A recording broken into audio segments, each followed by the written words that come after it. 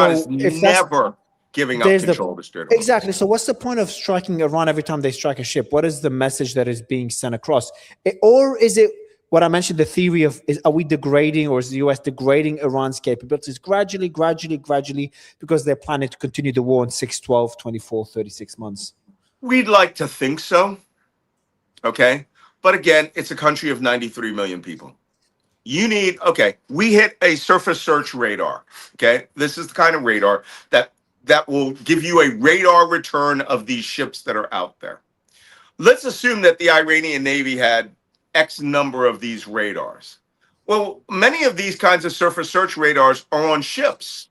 They're on tankers. They can be purchased from China right now. You could send an IRGC repair team all the way up to the Azerbaijan border, to Caspian Sea, where many ships are there. The Russians could be selling these to you wholesale on the open market, okay? 100 at a time. So Iran could be getting resupplied. They could have had those things in what I call the IRGC America Struck Our Surface Search Radar storage facility, which is a storage facility that has 25, 30, 50 spare radars, because this is the American strategy. They see an emitter, a harm and high-speed anti-radiation missile is coming for it. You know it. But for the Americans, because we can't actually enter the Strait of Hormuz and sustain ourselves, the Americans have to go off of electronic warfare, right? Signals intelligence, which is seeing that emitter go up.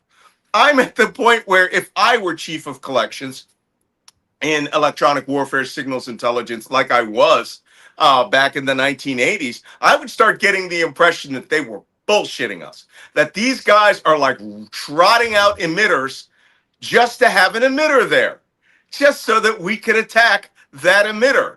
And I would want to know, is that their actual primary way of collecting intelligence against these surface ships? Or are there small craft or IRGC DAOs that are out there acting as visual intelligence collectors full time and communicating in a way we can't collect, which is usually pull up to the pier, hand a kid with it on a donkey a message, and he goes trotting off. You cannot collect that electronically. So I think that the Iranians know we love hitting these radars. So what do? They wire up a new radar every time to give us something to hit. But maybe we are not hitting things that actually hurt them. And next time I'd put up 5. I'd create a network of 5 of these things. They know we can see them from the sky. They know we can see their faces. They know that we're going to send a P-8 Poseidon out there or other aircraft with what we call, deep look capability, where they will look at that in real. A Triton drone does that, right? The MQ-9, the Triton drone is the U.S. Navy's deep surveillance drone. It's almost $1 billion platform, right? So they will look at you wiring that radar together if they can. Okay. And then they'll go, oh, they put a surface search radar back over the Strait of Hormuz. They're now having radar returns off of that channel. Ships can see it. Drones can see it. Aircraft can see it. Space-based collection systems can see it. They could be doing this just to fuck with us. And the Americans, we go by a constant strike collection roster. We've talked about this several times before. The Americans see it. They put it on a list. They determine what's the highest priority. When the president says, do something, they go, strike list alpha, high, large scale, small scale, pinpoint scale. Pinpoint scale, you use an aircraft with a couple of drone, or use a drone. Small scale, you do this 6 aircraft strike package. One is an EF-18 launching harm missiles against that damn radar again. The radios are going, they're going to be launching harm missiles against this any hour now, right? And they go, yeah, just don't be near the radar, you'll be fine. And then they get bombs, 5 other aircraft in the strike package, putting ordnance down on top of Sirik, Jask, Kishem, Bandar Abbas, and the new addition was Bandar Lange. But they hit Bandar Lange's port radar 2 months ago. And it's like, really, guys? You think stopping fishing boats from seeing you come in and out of the Strait of Hormuz, coming in and out of Bandar Lange port, is going to stop their capability out there? They have men in boats. They have fishing boats. That is human visual intelligence. Your giant, very large crude carrier that takes you 3 hours to transit from left to right on their horizon, they got you. They've got that written down. They put that into the system. The kid on the donkey takes it to the little command center, and then it's put into a computer. They're better at us than this. But then why, again, I know I keep asking the same question, what's the strategy? Why we keep bombing them every time they attack a ship?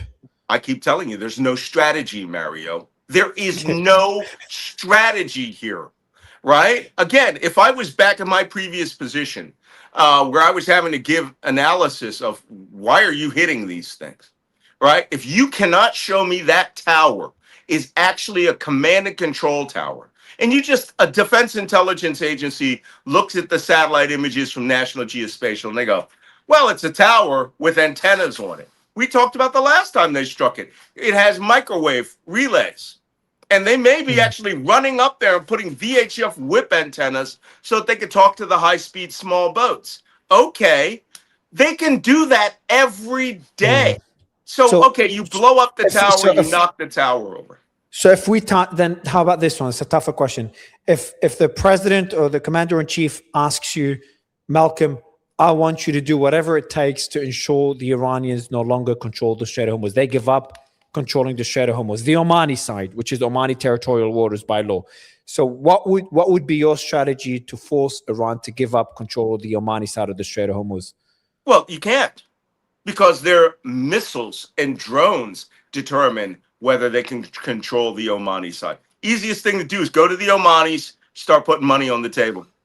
No, I'm not joking. But let's say the Omanis agree.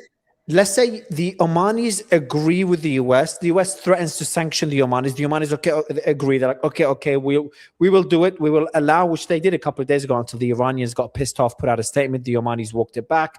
But the Omanis did open it up. That's what pissed off the Iranians 4 days ago. So let's say the Americans do succeed in convincing the Omanis. The Omanis say, all right, look, our territorial waters, sorry, Iran, we're going to open it up like it was before the war. And Iran is like, nope, we're not going to let that happen. We suffered from this war. We want reparations from the Strait of Hormuz. We will force ships not to go through your side of the Strait of Hormuz. Legal or not, it doesn't matter. What can we do then? Nothing. There's only two options here. Okay. First Malcolm, off, this is in order. I need solutions. Okay. All right, Mr. President. I'm going to go through we're going to go to the joint staff. We're going to come up with a solution. The solution is this. You're going to invade 8 Iranian islands. We're going to mobilize all those Marines that you left in Okinawa, right? The 2,500. You're going to fly 10,000 Marines, okay, to the United Arab Emirates. Then what you're going to do is we're going to bring all of the amphibious lift capability in Asia. Every one of those goddamn amphibious ships you got stuck off of Venezuela in the Caribbean comes out. And what you're going to get is the Malcolm Nance version of the Battle of the Pacific Islands. Now, that comes with consequences. You will have to physically invade Iran and suffer the consequences. Because what you're asking is you are asking to control another nation's, not just their territory, their ability to project power. Now, of course, the minute we announce this and the minute we do this, you've got to expect Qatar will lose all of their natural gas production.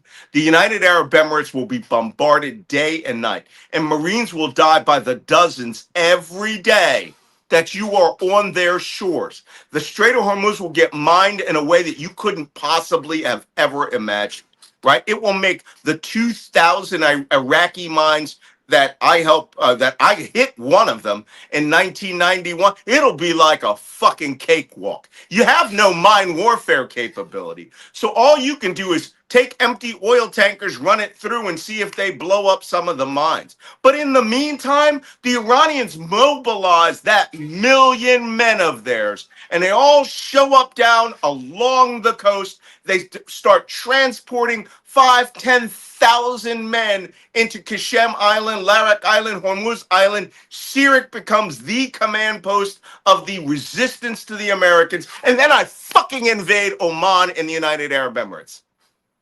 Right? If I were the Iranians, I would have to prepare for all of this. And I'd say, okay, Mr. President, are you prepared to deal with 10,000 American deads? Dubai occupied by the Iranian Revolutionary Guard. Full-scale fucking war in the Arabian Gulf. Because that's what you get when you ask me to do something stupid like come up with a plan. My plan is take your deal. Take it. You made this bed. It was a dumb idea to begin with, this war. Right? You didn't take into account anything that people from the intelligence community gave you. So if you want a forced goddamn landing, you get micro Iwo Jima. I'm not even Trump. I have nothing to do with this, and I'm intimidated.